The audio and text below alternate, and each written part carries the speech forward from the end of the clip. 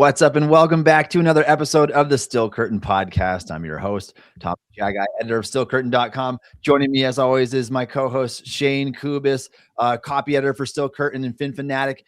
We are going to talk about the Steelers and their roster specifically today, Shayne. Kind of slow now that all the coaching hires are complete, and we can it's the calm before the storm, if you will, because we've got the NFL Combine coming up next week, and then shortly thereafter, free agency. We're going to talk about a few of those things today, but mainly our big focus topic, Shayne, is how should the Steelers construct their roster? What direction should they move in?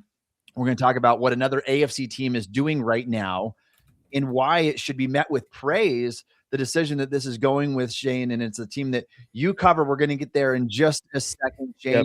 Yep. But let's start with Aaron Rodgers. Yeah. We're still waiting on this guy. He's 42 years old. And the Steelers, again, for reasons unknown to us, are letting him decide the fate of their 2026 season. They're basically saying, okay, Rodgers, we need you to make a decision. And reportedly, this decision needs to be made before the Combine. You might know by next week. Is he going to be the quarterback of the Steelers or is he not? Shayne, why is a billion-dollar organization leaving this decision up to a quarterback who was pretty middling last year? Because they put themselves in a position where they don't have many other options that they can guarantee, right? Like you could go with Will Howard, who seems to have the backing of the coaching staff and the front office, which again is a 6th round pick. I don't love the fact that that's the case potentially, but it's at least something that is cost effective and could help this team get where it ultimately needs to go, which is probably lower in the standings, so they have a chance to actually rebuild the team. But that's their best option currently if they're trying to go for even a little bit of upside. You could go in the free agent market. There's a particular quarterback that I'll probably bring up today when we're talking about how to construct this roster that I would take a shot on if I could. But outside of him, there's not a lot of good options there either. They've kind of backed themselves into a corner. They have a draft class this year that, by all accounts, does not really have a quarterback outside of the guy going number 1 overall that I personally believe in all that much, especially in the first round. This is kind of what happens when you operate this way, right? When you keep doing the retread options, you eventually run out of them, or even if you don't, the one that's left, in this case, Aaron Rodgers, you kind of know what you're getting already. And at least probably from their perspective, the coach that they have has worked with him before, and he did some good things last year, mostly not, but some. This is where we're at now. Yeah, Shayne, and when the Steelers signed Rodgers last year, and we all knew that it was coming, like it just felt like the decision took forever. Yeah, it did. Not going to take that long this time. Yeah, right? But we felt like, okay, maybe this is going to be a quality scenario in the fact that we could look forward to the future beyond Rodgers and say, all right, the 2026 class, maybe there's going to be a quarterback Steelers going to draft. Well, turns out, fast forward a year, there's no quarterback worth drafting where the Steelers are going to be picking. Mendoza's going to go number 1. Yep. I don't like the quarterback class. A lot of guys going back to school. And now we're back at square one in Rodgers' age 43 season. They'll turn 43 from the 2026 NFL season. And here we are about to do this all over again. For what it's worth, Rodgers last year was 23rd in EPA per play. 35th in success rate, 42nd in average depth of target, 43rd in longest time to throw. This is among quarterbacks with at least 100 snaps. It's not that many. No, a lot of guys. 31st in yards per attempt, 41st in air yards per attempt, 42nd in completed air yards per attempt, 29th in bad throw percentage, 27th in on-target throw percentage, 23rd in QBR with a 44.3. He just wasn't efficient, and he wasn't very good, and he couldn't make plays out of structure. And here we go. We might be doing it all over again, Shayne, because quite frankly, Rodgers might actually be the best attainable option. I don't know if they can get him a Malik Willis, if he'll have his choice of suitors. Seems like Miami being one of them potentially. And I don't know if he's going to want to go to Pittsburgh if he has other options out there. And then outside of that, it's like Daniel Jones coming off an Achilles tear. Are they going to, the Colts going to franchise him anyway? Like Rodgers might actually be one of the better options. And that's kind of the sad reality right now. Yeah, at least for 2026, right? Like you could argue there's guys that you could take a shot on, again, even in this draft later on, that could be like developmental guys, but they're not going to play this year, probably. At least they shouldn't. Will Howard again, seems to be the backup option probably, realistically, if Rodgers doesn't come back. Like, I could see them just throwing him out there and seeing what happens, which again wouldn't probably be the worst thing for their long-term future because it might help them lose a few more games than they would otherwise and get a better player next year. But realistically, there just isn't a lot of options, right? And this is what happens when you put yourself in this position. Beggars can't be choosers, right? And the Steelers have kind of turned themselves into beggars when it comes to quarterback for the past, 6 years now.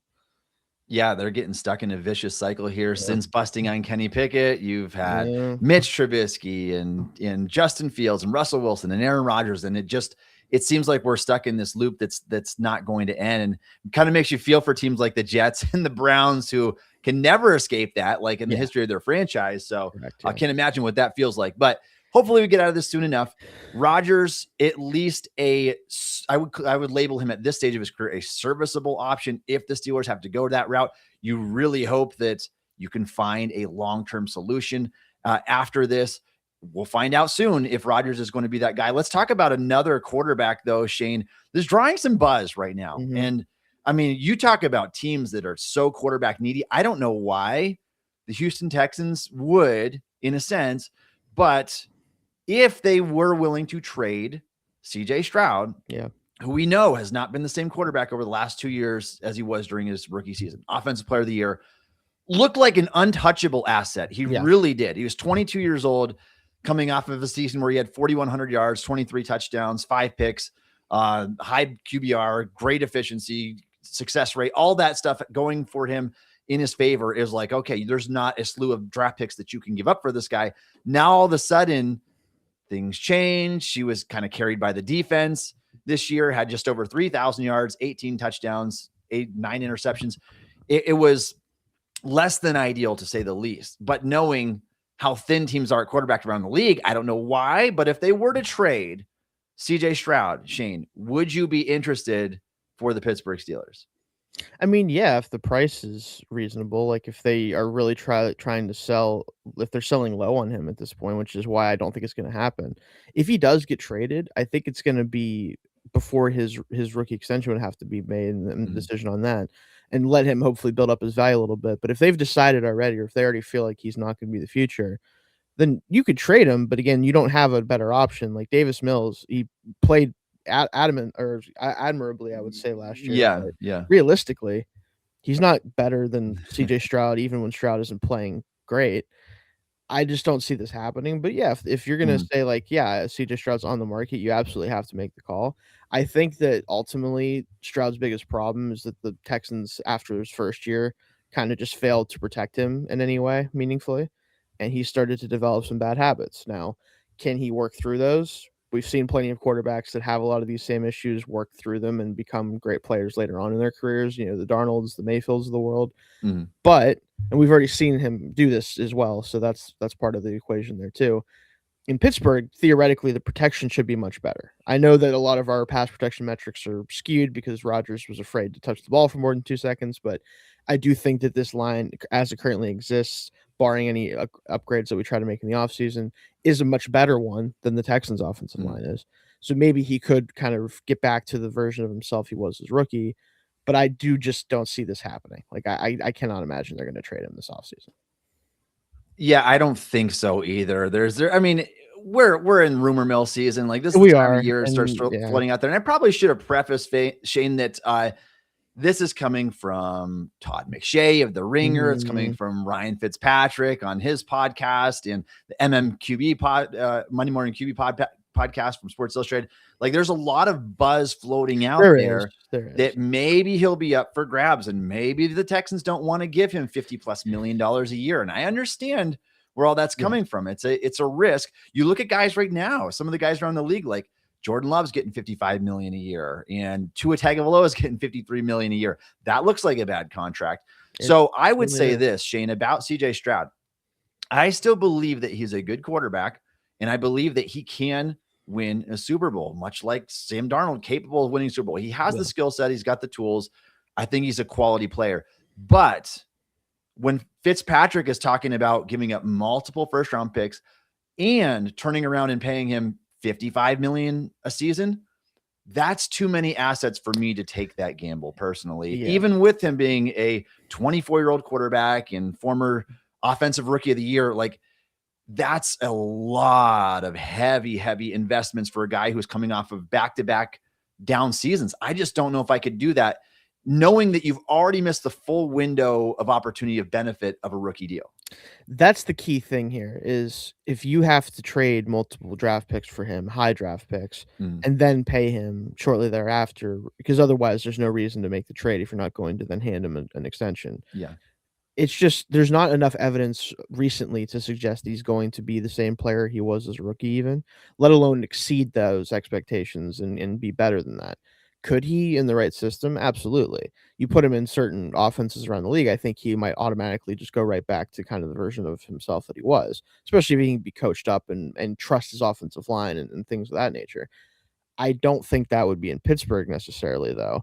And more importantly, for other teams that might be interested, you just don't know. There's so many guys who've been paid in that $40 to $50 million range that just frankly, even if they're okay quarterbacks, they just start to hurt your team when they make that much money. Like you mentioned Jordan Love, I think he's the kind of the bar of when that's acceptable at this point because he is a very good player. He just is inconsistent, but at least he has the highs that kind of justify it. But then you look at a Tua contract, and I don't think CJ Stroud is Tua.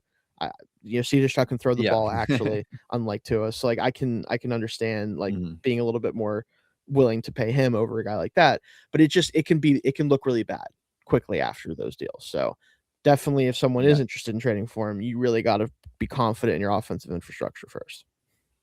Yeah, and it truly does seem like, Shayne, we're reaching like a breaking point in the NFL with quarterback contracts. It's like you either know that this guy is the guy that's going to carry your team, and that's why you're willing to give him all this money, or maybe it's best to not go that direction. Maybe you can't not have a quarterback, and so that's why they get paid so much. They should. I mean, they're the face of your franchise. You can't win without one, really, and so. But yeah, some of these are becoming such a detriment to their team if you don't hit on them, if they regress even a little bit. And that's kind of where we are. Anyway, don't think it's happening, but we're talking about because it's out there right now. Shayne, let's talk about Steelers' latest mock draft. Should I say NFL mock draft from Daniel Jeremiah, the NFL Network expert. And to no surprise, he has the Steelers going with Washington wide receiver Denzel Boston, a frequently mocked player. Yes. And Shayne, I know that you and Jacob on last week's show talked about Boston, one of the most frequently mocked players to the Steelers. It's so hard not to see this connection. And if you were a betting man or betting woman listening to this podcast right now, you might want to say, okay, this is a very likely outcome. And we've talked about this, Shayne, in weeks past. Mike McCarthy, what does he need for his West Coast offense to operate effectively? He needs a go-to option that can run routes from the slot, from the outside. That does not fit the description of DK Metcalf. They need someone else. Boston, maybe he could be that guy. He's did a lot of it in college. He's pretty nuanced, knows how to find the soft spots in the zone. His dad was David Boston, a former NFL All-Pro, and so he's got the lineage there. No Tomlin connection anymore, so I don't know how much that matters to Khan. Maybe it still does. But very, very easy to see when the talent aligns with the need, and I think that it very well could in this case.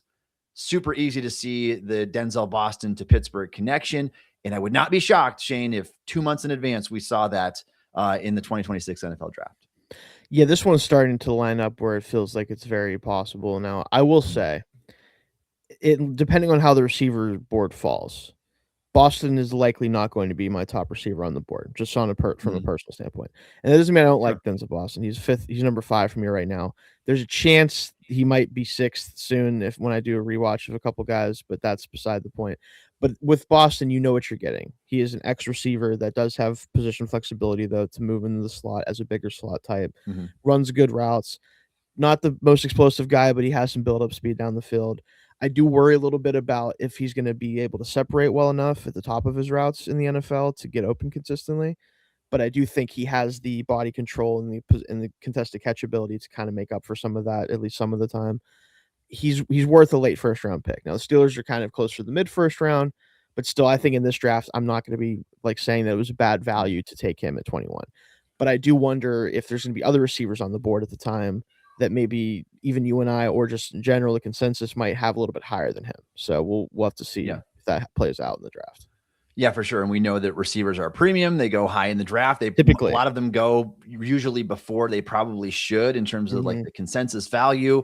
And maybe that'll be the case again here, but definitely worth noting because this is just it's a connection that's heating up. I wouldn't be surprised if we reach April and Boston, it's every mock draft is like Boston to the Steelers, Boston to the Steelers. It's really easy to see the fit with McCarthy. It's easy to see him just on this team because of positional need and talent alignment there.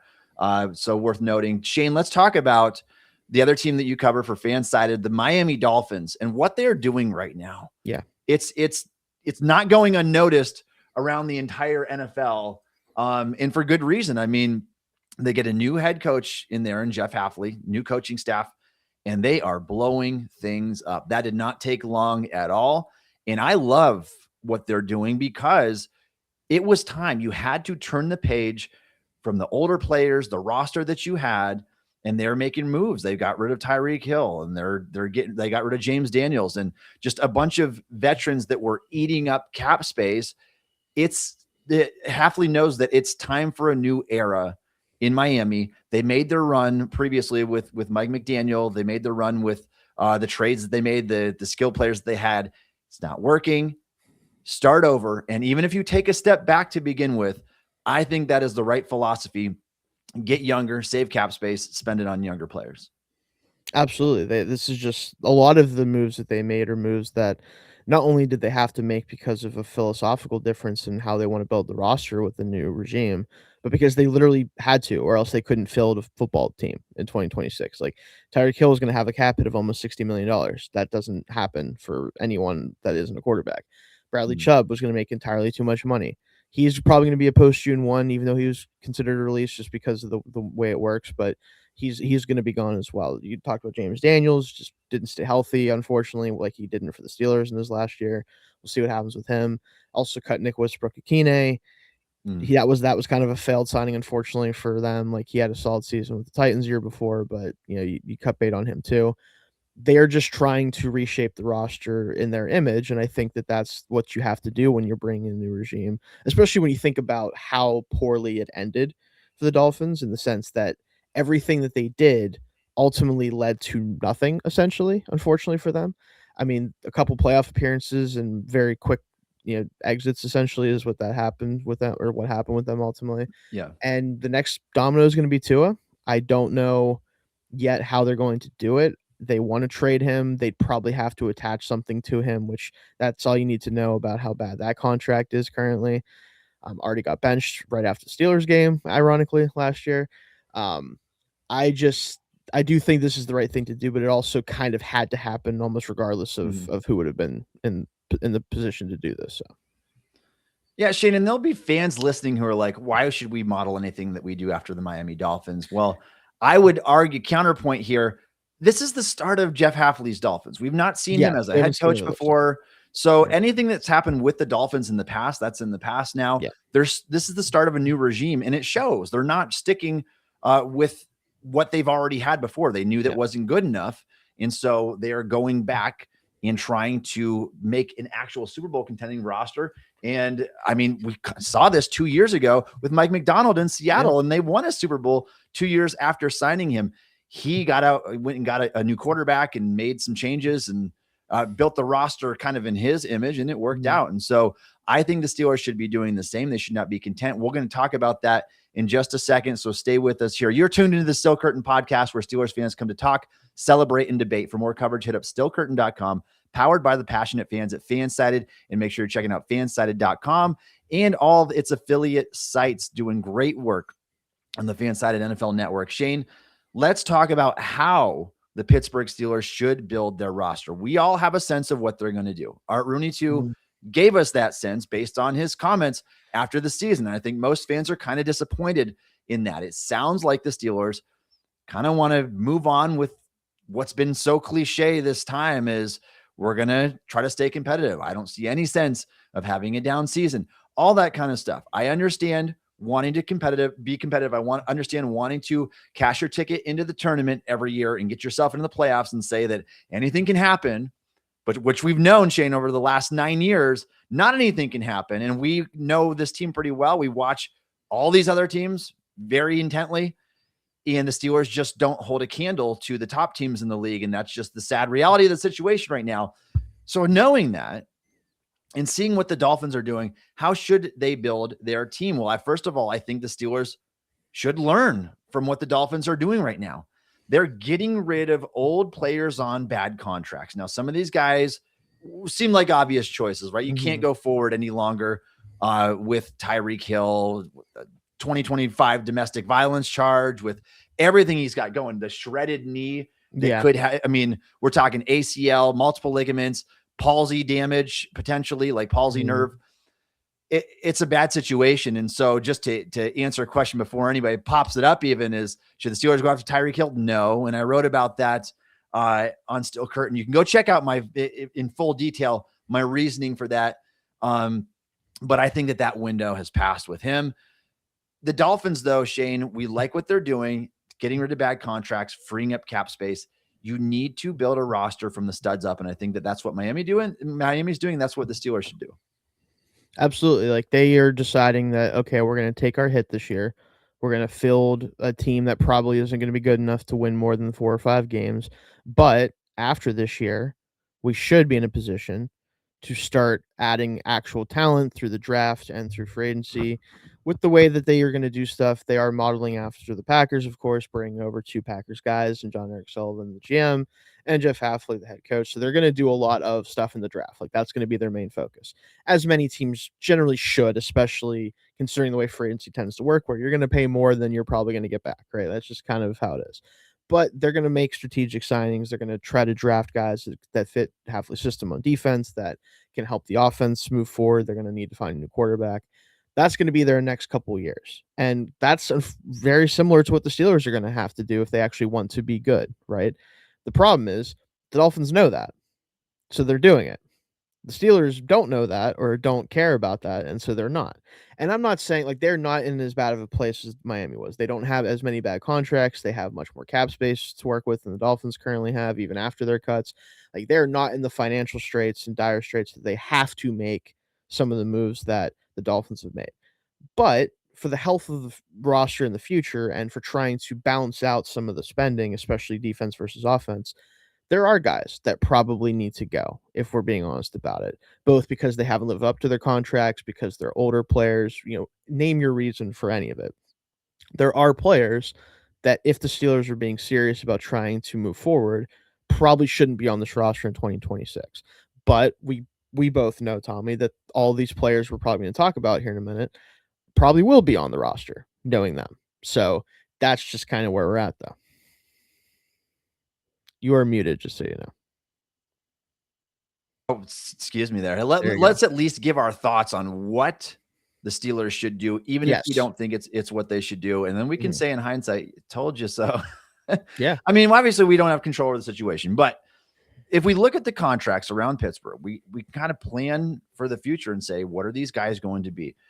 Let's go through some names here of who need to be gone. Which players should they release this offseason? Some of these are so obvious.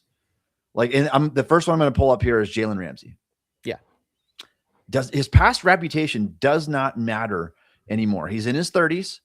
He already had to move from cornerback to safety last year, and we're seeing that he doesn't quite have the juice in his legs that he used to. It's really hard to justify paying a safety $20 million a year, and even the good ones in the NFL. And he's certainly no spring chicken anymore. The Steelers can get out of his deal and not lose a penny at this point. His guarantees have been paid. They could save all $19.5 million in cap savings with zero dead money. To me, that is such an obvious and easy out of his contract. And I would say, yes, in a heartbeat, I wouldn't have to think twice about it. Would it leave a hole in the secondary? Sure. Could you not throw that $20 million back into a younger, fresher player who should be better for the next year, 2, 3, 4? Absolutely. And that's what Pittsburgh should do in this situation. Do you agree with that, Shayne? Absolutely, and you could probably, because Ramsey's reputation is still good around the league, I think he still is a good enough player. There's probably a team out there that would flip you a late round pick for him. You might not even have to just Yeah, cut him. you could. You know what I mean? Like, not saying that they have to do it that way, but I would try at least, obviously, right? Because then at least you have a chance to get something for him on the way out. But this is just not a team that Jalen Ramsey needs to be paid $19 million to play for. Like, it just isn't, right? And you have Deshaun Elliott coming back healthy, hopefully next year. You could sign another safety to replace Ramsey that might not be as good, realistically, it depends, but will certainly be less expensive and probably with more upside, depending on which direction you go. There's even in this draft, realistically, like, I haven't gotten to safeties yet. I'm a ways away from that, but all I hear is that the safety class is very, very good. Could you find a safety in the second or third round that could at least start quickly for you, if not right away? Maybe. Like, there's just a lot of ways to replace him that don't include spending $20 million, right? And that's kind of the point here: is why do that if you don't need to? Yeah, it is a really good safety class if you haven't looked ahead at the draft yet. And we're going to dive into that deeper. We could talk about philosophy and maybe why it's not the right choice to take a safety in the first round because of positional value. First round, yeah. But Shayne, if we just look at some of the options in free agency, even in the $8 to $10 million range, there's Jaquan Brisker, there's Cam Curl, there's Kobe Bryant. Like there are options that would be half the price, but with a lot more youth. And I think that, I mean, you can get 5-6 years younger in the process and save money. Like, why would you not do that in guys that are also coming off of better seasons than Ramsey? And so, like I said, at some point, their past reputation doesn't matter anymore. Ramsey is a name for sure that I would get rid of if I was the Steelers, Shayne. And it was just 2 off seasons ago. The Steelers signed Deshaun Elliott 2 years, $6 million in free agency. I mean, and he was awesome, obviously, before the knee injury started settling in there. There are options out there, and that's not a position that you should be investing $20 million for a player that is half as good as he once was. Some of the other names, Shayne, that we can talk about should be gone. I mean, Jonnu Smith. Yeah, that one is easy and probably the one that is going to actually happen. If we're God. Yeah, if it doesn't happen, if Jonnu Smith does not get cut, then I will. Yeah, I mean, it's $7 million savings instantly for his departure. You could throw that back into a player that is obviously better than what he is and better than what he offered the team last year. I see zero reason not to do that. He's got nearly an $11 million cap hit this year, and he was the team's third tight end, certainly the third best tight end, not even probably. You throw Cam or Connor Hayward in there. It wasn't good. It was a really, really bad season from Jonnu Smith in basically every facet. He was a bad blocker. He was a very inefficient receiver, and you can chalk that up, I guess, to some of his usage from Arthur Smith in the offense, but there's no sense to keeping him around at all. No, not at all. This is a conversation again that if we have to talk about Jonnu Smith past the first couple days of the new league year, then we're going to have a lot of issues. That's all I'm going to say. Another name, Shayne, on here that I know this one could cause some controversy, certainly not between the two of us, but Patrick Queen has to go. I think so. That's a bad contract. He's got a cap hit over $17 million this year. The Steelers could save 13.3 instantly by cutting him loose right now. He was an absolute detriment. It particularly in pass coverage this year. Like, I believe he allowed 71 of 91 receptions to be allowed in his coverage for close to 700 yards and 5 touchdowns. It was just really, really rough sledding in terms of the passing game. He was inconsistent as a run defender, questionable lanes and angles sometimes. Missed tackle rate over 20% was egregiously bad. We were talking about like the worst in the league. You could put the 13 million back into Devin Lloyd or someone else in free agency. And even if you have to pay an extra 5 or 6 on top of that, whatever, that's still way more worth it than running it back with a linebacker who was pretty bad last year overall. Yeah. I mean, people will try to tell you that that's not the case. And even some people that I generally think have a good eye for the game will tell you that he's valuable to this team in some way, shape, or form. And I'm not saying he never plays well or that he isn't good against the run sometimes or any of this. But again, you talk about missed tackle issues. You talk about the fact that there is basically no coverage ability from him whatsoever. He doesn't even make splash plays in coverage really ever. There's just nothing redeemable about his game at this point that's worth half the price you're paying for him. If he was your third linebacker and someone who you brought in to just kind of run and chase or to blitz or to whatever, right? But that you don't pay $17 million for that player.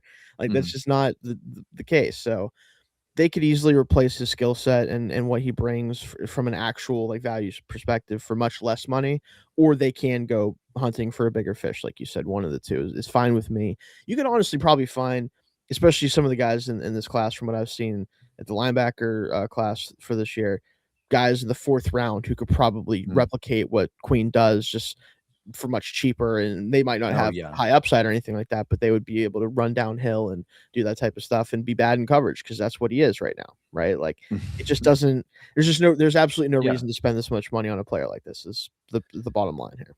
Yeah, and credit to Queen, like he had his moments. He had a few good games this season. He plays like his hair's on fire at times in terms of the speed and tenacity, but it also produced really bad results at times because he'd over pursue and he'd be out of his zone and whatever. Like the coverage was, you can't go another season with that. And we're talking maybe the scenario would be different, Shayne, if he was on a cheap deal. He's not, right? Yeah, and he's entering year 6. He's not going to get better in coverage. It's just the guy that he is at this stage of his career. Kind of reminds me a lot, actually, of like a Devin White, where it's like, yeah, we thought you were going to be good, and you showed flashes early on, and now we just realized that you are just a run and chase guy, essentially. He just doesn't have instincts in any part of his game. Like that's the biggest problem is with linebacker, your instincts and your ability to read things out and to make good decisions.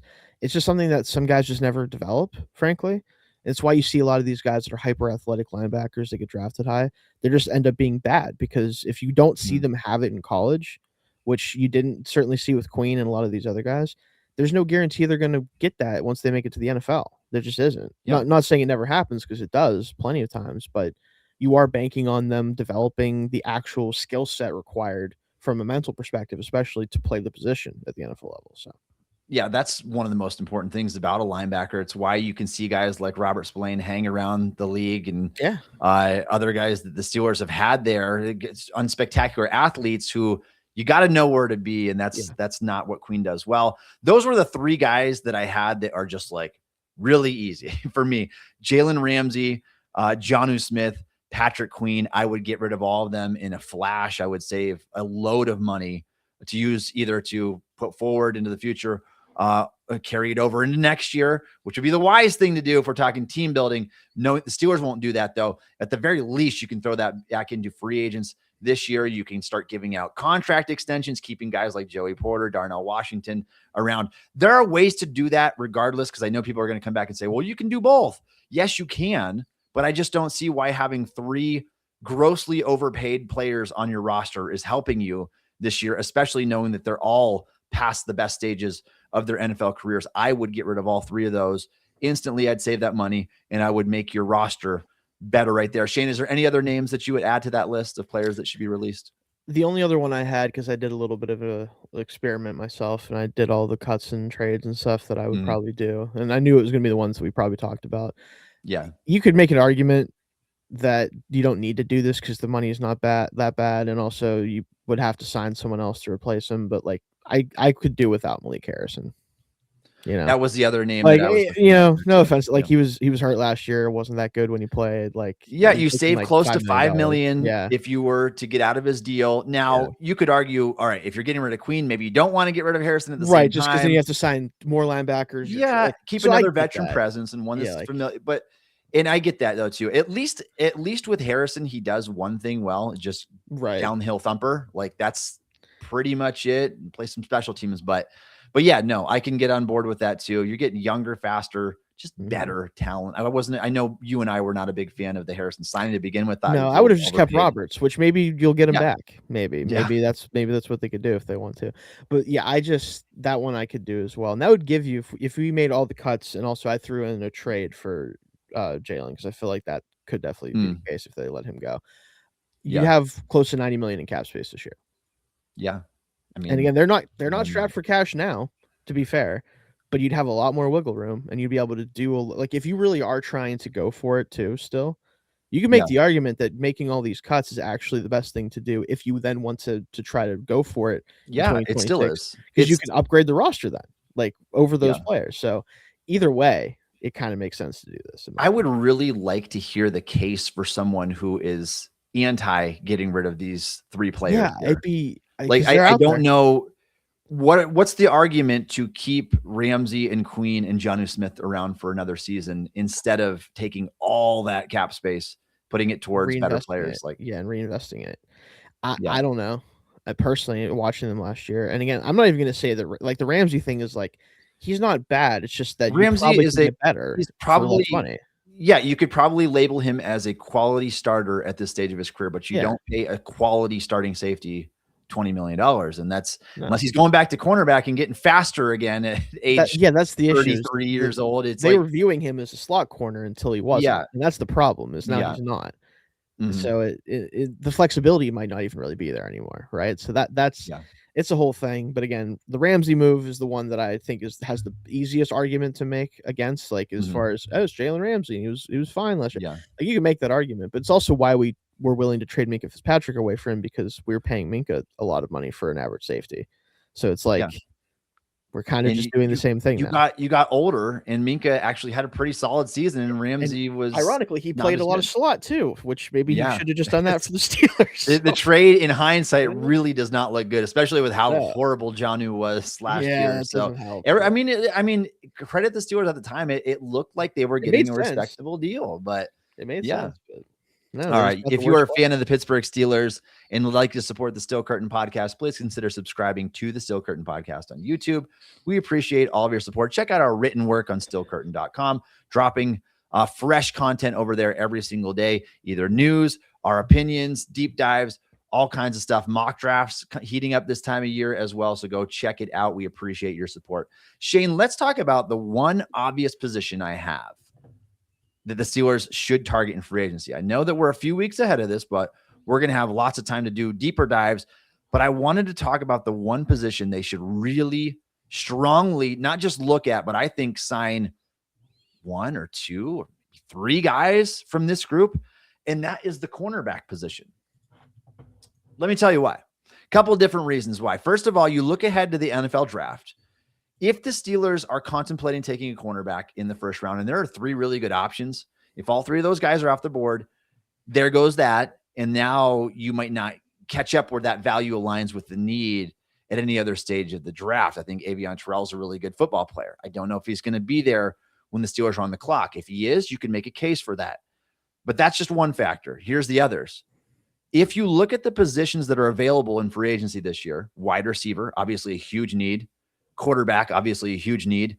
The talent is not there. And what it means is everybody is going to grossly overpay for guys who should not be making the money that they are projected to make. And so, according to spotrac.com, Shayne, the top wide receivers that are set to hit free agency, George Pickens, who we know that's a no-go for Steelers. He's also going to get Dallas franchise tagged or Dallas is going to keep him around either on a franchise tag or a deal, probably a franchise tag or maybe a transition tag or something that way. Yeah. They're going to keep him around. So that's not an option. But if it were over $30 million projected in free agency, don't have to worry about that one. It's not going to be there. The next best names on the list, according to Spotrac's their value chart and their projected value. So whether they're projected to earn annually. Juwan Jennings, would you pay a 29-year-old going to be 30? I think he's older, 28, 29-year-old Juwan Jennings. Would you pay him $22 million per season to come over and be the Steelers wide receiver too? Don't think I would do that. I like Juwan Jennings. I think he's a solid football player. I think you can say what he deserves to get is probably like in the 12, 13 million range. According to his projection, it's going to be a lot more than that. And we're talking about a guy that, came in the league with 4.7 speed. He's not going to get any faster at this stage of his career. So that's a very pricey option. The next name on the list is Alec Pierce, who's coming off a 1,000-yard season. $20.2 million in projected market value per year. That's a lot of money for a deep threat and a lot of money for a guy who really parallels what DK Metcalf does. I think that it'd be too much of the same at a very steep contract, despite the year that he had and leading the NFL in yards per reception.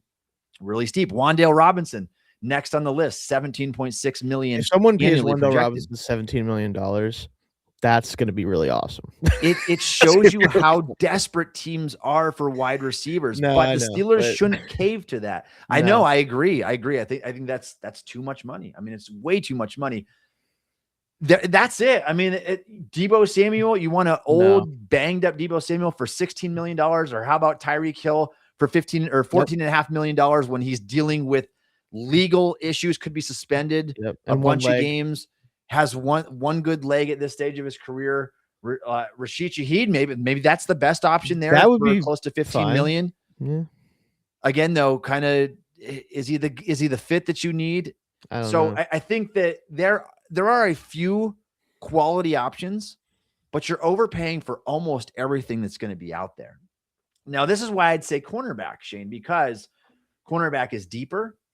You have a lot more youth at the position, and there are guys that can fit what you do. And I don't think they'll have to be very competitive with the contracts because there are so many of them. And just going down the list of names, Nashawn Wright, Jalen Watson, Jamel Dean, Alontae Taylor, Josh Jobe, Cordell Flott, Cam Taylor-Britt, Greg Newsome, Reek Wolin, Eric Stokes.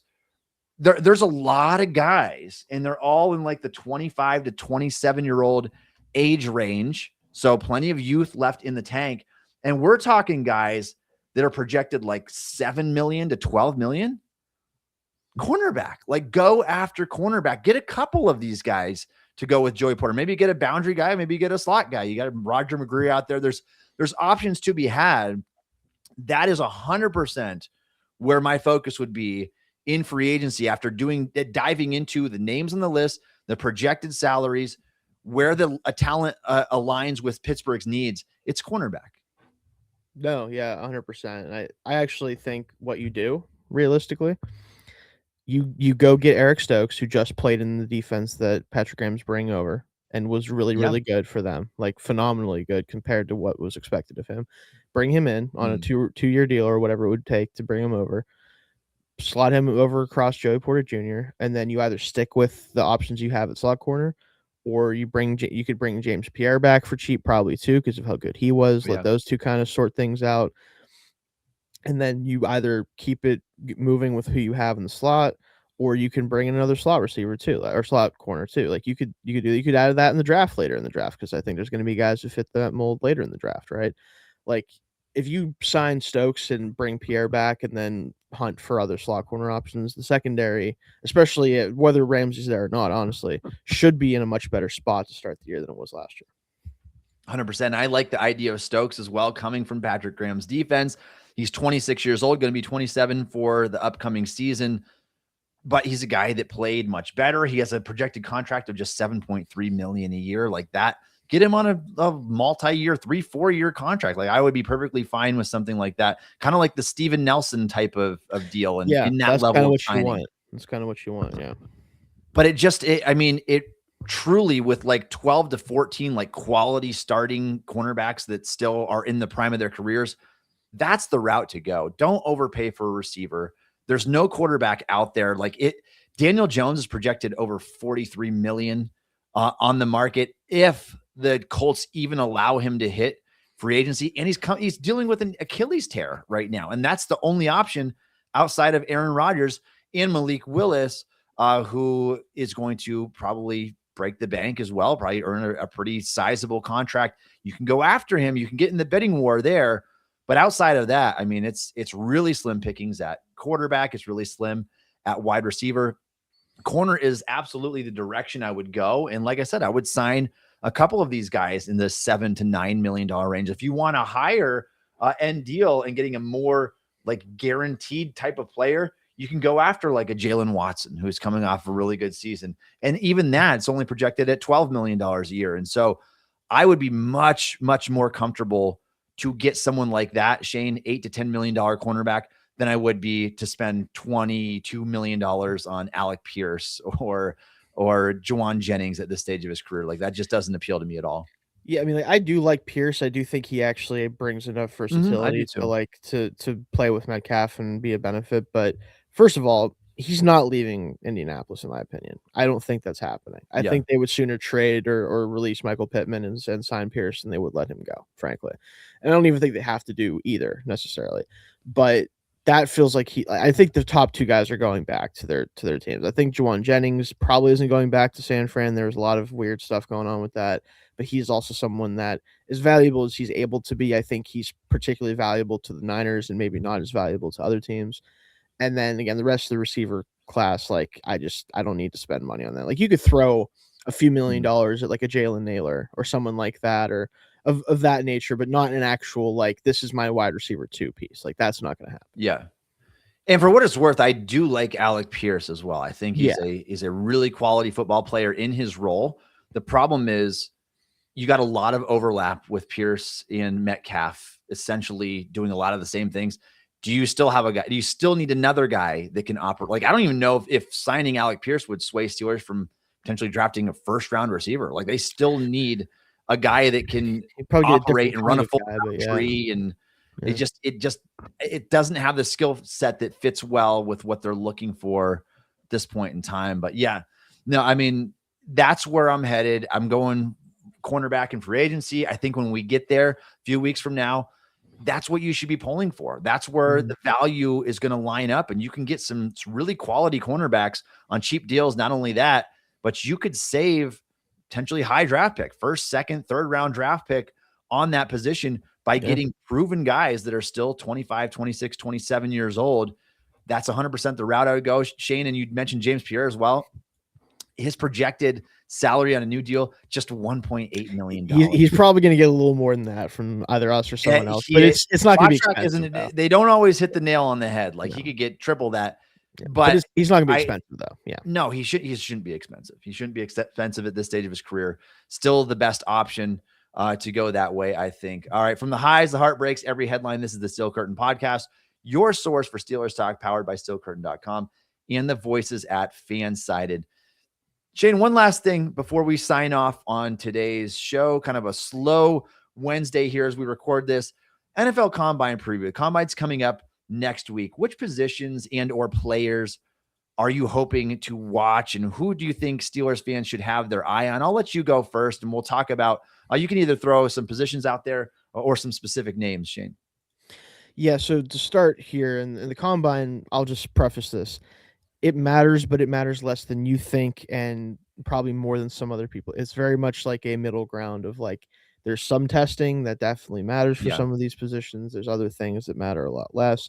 At the end of the day, probably the biggest thing that the Combine is good for is measurements on players we don't have measurements on yet, and the medical rechecks that we don't even get to hear about until later. Like, that's probably the two biggest things overall if we're trying to point at, like, what the Combine is best for. So just throwing that out there, but it still matters, and it's a lot of fun. You would love to see these guys test and see how athletic some of these guys are, and it's great. And I think for the Steelers, like, especially, you want to see, how do these receivers test? Like, do you have guys who stand out, like, from the crowd in terms of the speed that they play with, and honestly, not even just the 40 time, but what do they look like in drills when they're running, like, the gauntlets, the catch gauntlet? How smooth are they in their routes? How well do they move with their bodies, body control?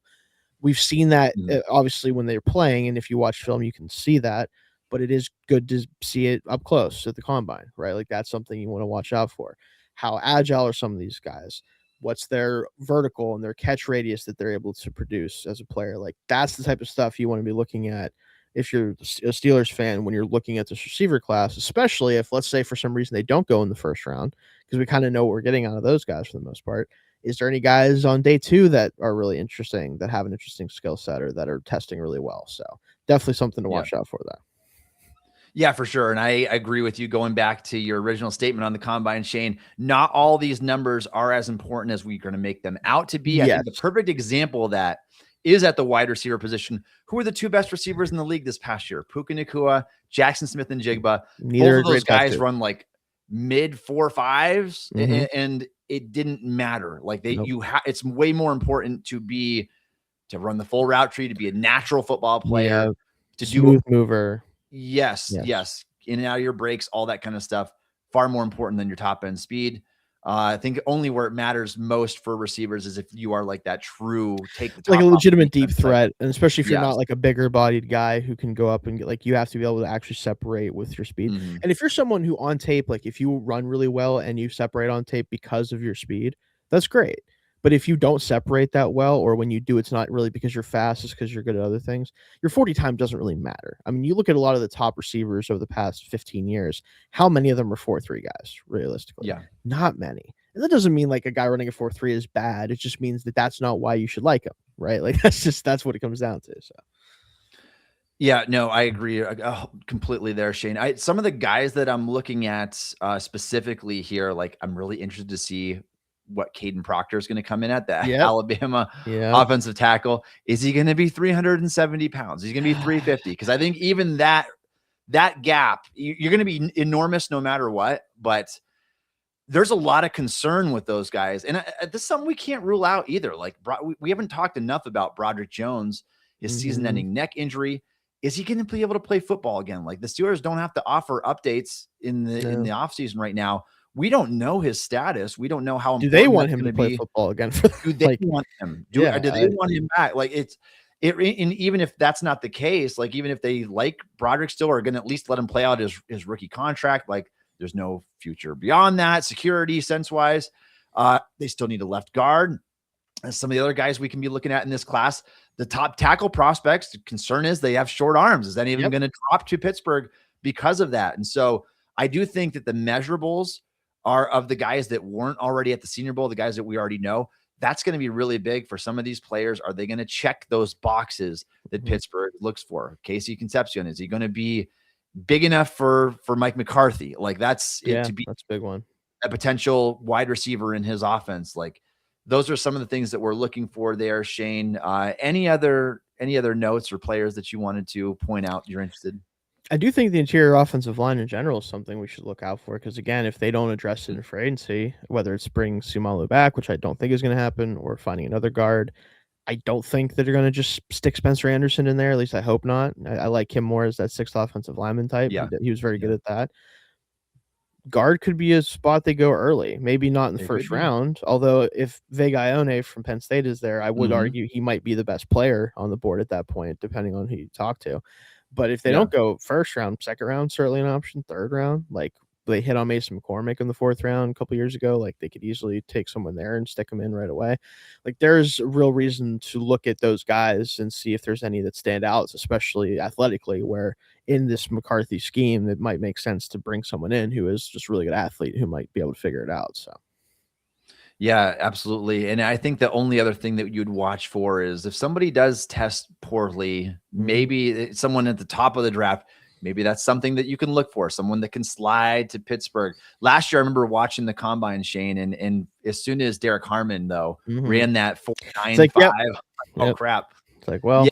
So, I mean, and then it was easy to make that connection there. It was already a big need for Pittsburgh. So, yeah, it'll be interesting to watch. We'll gather our thoughts here by next week, and we'll give another combine preview as the drills kick off. And we're looking forward to what's coming up here. Free agency, the NFL draft. Obviously, we're going to do some deep dives into the NFL draft. I'm a little behind in my film watching this year, but I'm determined to catch back. He's catching up. I got edges this week I'm watching, which Steelers shouldn't be targeting unless they're going to trade some people, but we'll see. I don't think that's going to happen. But so we're getting there, I think. Agreed. Yeah, it's going to be a fun offseason for sure. And at the very least, we've already had lots of change. New coaching staff.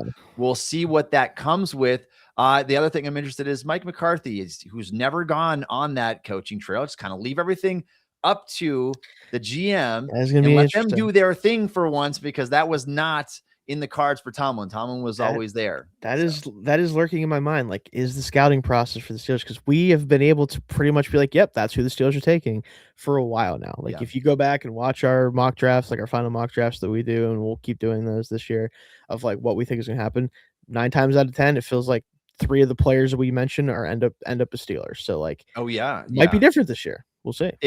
This year is like the first year where we won't be able to have all the telltale signs and the breadcrumbs leading up to the pick. And we've made it. And Shayne, I don't want to pat myself on the back too hard here, but I've correctly predicted the Steelers pick 2 of the last 3 years in the first round. as well as some of the other guys that they drafted. But it's easy to see coming. Might not be as easy to see coming this year, but we will follow as closely as we can and give you all the information that we know. All right. The Steel Curtain podcast premieres on Wednesday evenings at 5 p.m. You can check that out. Make sure that you're following us. Check out Josh Yorsh and Mark Powell's show that premieres on Mondays. Thanks for joining us on the show today. You can follow Shayne on X at Shayne Kubas. You can follow me on X at Tommy Jaggi. You can download the Steel Curtain podcast wherever you get your podcasts. Also check us out on YouTube or ask Alexa to play the Steel Curtain Steelers podcast. And thanks again for listening to the Steel Curtain podcast.